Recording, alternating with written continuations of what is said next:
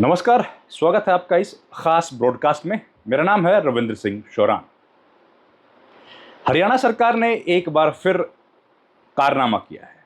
कारनामा जिसकी गूंज देश भर में सुनी जा सकती है। कारनामा जो किसी भी सरकार के नैतिक मापदंडों पर खरा नहीं उतरता है। सरकार ने ऐसे काम किया है जिसकी वजह से आज एक बार फिर से नायब सैनी सरकार सुर्खियों में है। नायब सैनी सरकार ने सबसे पहले एक एडवर्टाइजमेंट निकाला और 100 लोगों की ज़रूरत की बात कही। 100 लोगों की क्या ज़रूरत थी? उनको एजी ऑफिस में तैनात देनी थी। एजी ऑफिस क्या होता है?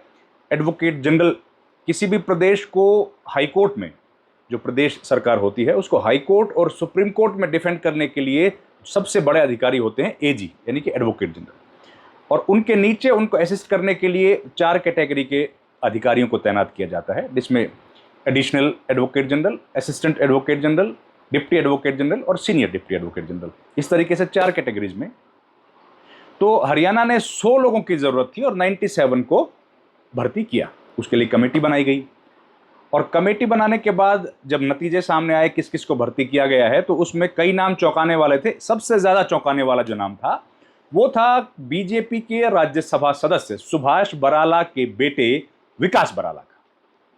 वो क्यों चौंकाने वाला था? क्या वो वकील नहीं है? वकील हैं, और जो योग्यताएं थी हो सकता है वो भी पूरी करते हों, लेकिन उनका नाम आने से इसलिए सबसे ज्यादा चर्चाएं हुई क्योंकि उनका नाम आया था आज से 8 बरस पहले भी, लेकिन वकालत के लिए नहीं, वकालत में टॉप करने के लिए नहीं, बल्कि एक आईएएस अधिकारी, तत्कालीन आईएएस अधिकारी वीएस कुंडू की बेटी वर्णिका कुंडू के साथ छेड़छाड़ करने को लेकर। यह घटना आज से ठीक 8 वर्ष पहले की है।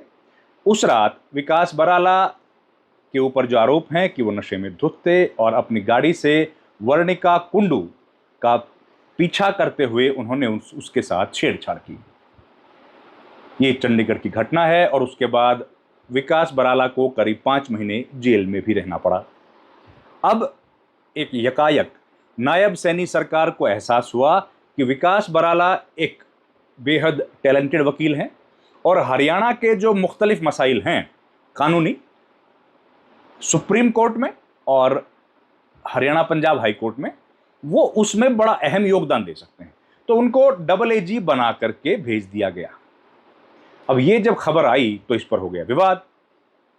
अब विवाद हुआ तो इतना बढ़ गया कि जो उनके पिताजी हैं वीएस कुंडू, अभी वो सेवानिवृत्त हो गए हैं, उनके बैच के 1986 बैच के वो अधिकारी हैं, उनके बैच के जितने भी ऑफिसर्स हैं उन ऑफिसर्स ने सोचा कि ये अन्याय हुआ है और वर्णिका कुंडू क्योंकि उनके ऑफिसर कोलीग की पुत्री हैं, तो ये सरकार को उनको बोलना चाहिए कि इस तरह की नियुक्ति को तुरंत रद्द किया जाए।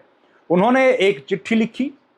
चिट्ठी लिखकर उन्होंने कहा कि ये सरकार, नायब सैनी सरकार को कहा कि आप जो ये काम कर रहे हैं ये गलत है। आपको ऐसे व्यक्ति को नियुक्ति देने के बजाय आपको ट्रायल पर फोकस करना चाहिए कि जो ट्रायल हो रही है उसको एक्सपीडिएट किया जाए, उसको तुरंत खत्म किया जाए। आपको इस बात पर फोकस करना चाहिए, ना कि विकास बराला को ऐसे पद पर बिठाएं जिससे कि वो जांच को प्रभावित कर सकें या कोर्ट में चल रहे मामले पर कोई असर डाल सके। उनको इतनी ताकत देने की भला क्या जरूरत है? अगर वो योग्य हैं तो कम से कम फैसले का इंतजार कर लेते। अब कहानी इसमें क्या है कि केवल विकास बराला ही ऐसे शख्स हों ऐसा नहीं है। उनके अलावा करीब 2 दर्जन, 97 में से करीब 2 दर्जन ऐसे लोग हैं, आज खबरें भी छपी हैं अखबारों में, जिनका डायरेक्ट और इनडायरेक्ट कनेक्शन किसी या तो हाई कोर्ट के जज के साथ है, या किसी बड़े वकील के साथ है, या किसी आईएएस आईपीएस अधिकारी के साथ है, या किसी नेता के साथ सीधे तौर पर वो लोग जुड़े हैं। तो ऐसी स्थिति में क्या सरकार नेपोटिज्म को आगे बढ़ा रही है, और नेपोटिज्म में भी उस व्यक्ति को आगे बढ़ा रही है जिसके ऊपर ऐसे गंभीर अपराध के आरोप हैं? क्योंकि सरकार के पास जब केस आता है तो सरकार को उन मामलों में भी एजी जो है, एजी का ऑफिस सलाह देता है, सरकार को रिप्रेजेंट करता है, जो किसी महिला से छेड़छाड़ के मुकदमे भी होते हैं।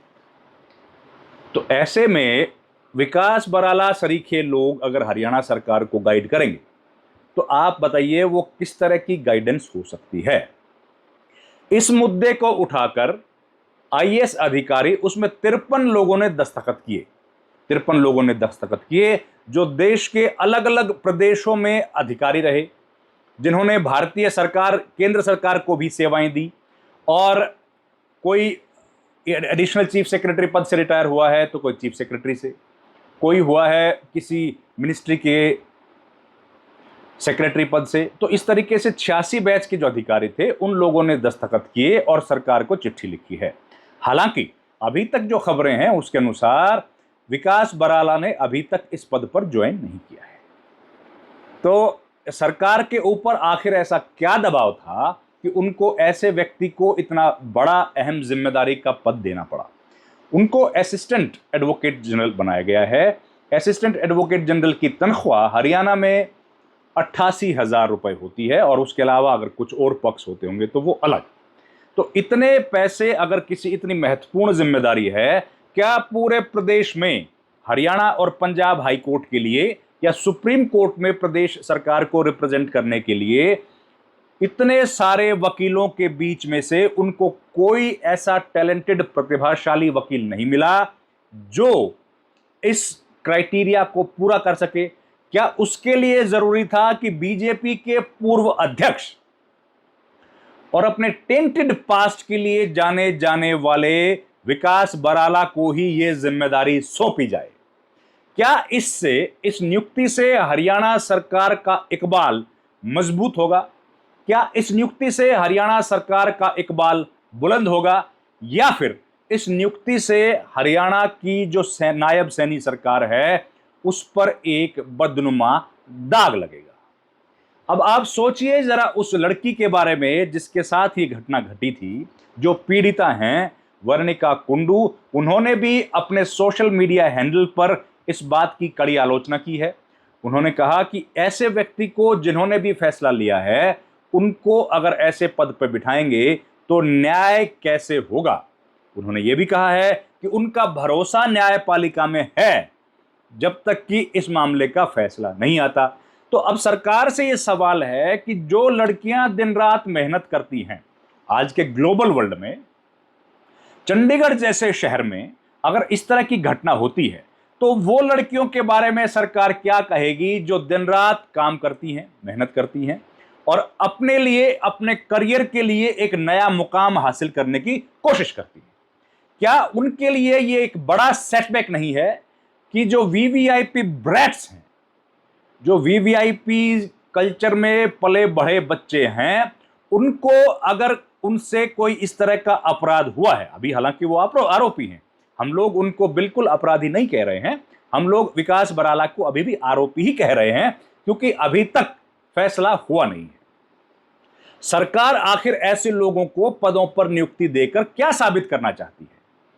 क्या कहीं ना कहीं उन लड़कियों के लिए, उन महिलाओं के लिए ये डिमोरलाइजिंग नहीं है जो न्याय के लिए लड़ रही हैं? या फिर अगर रात को कोई नौकरी करके वापस अपने घर आ रही है, रात को 1 बजे, रात को 2 बजे, तो क्या अब प्रदेश की सरकारें या अलग अलग शहरों का प्रशासन उनकी सुरक्षा नहीं कर सकता?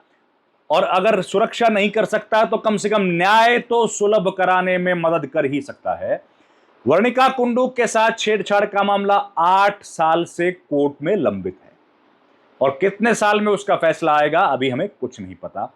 उसके बीच में सरकार का ये जो फैसला आया है ये कहीं ना कहीं सरकार की असंवेदनशीलता को दर्शाता है और सरकार को इस मामले पर पुनर्विचार करना चाहिए और तुरंत विकास बराला को पद से हटा देना चाहिए। ये मांग आईएएस 1986 बैच के 53 आईएएस अधिकारियों ने की है।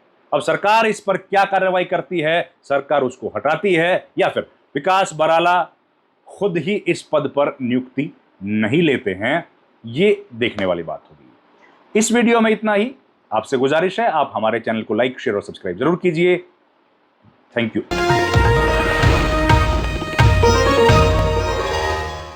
Copyright disclaimer under Section 107 of the Copyright Act 1976. Allowance is made for fair use for purposes such as criticism, comment, news reporting, scholarship, and research. Fair use is a use permitted by copyright statute that might otherwise be infringing.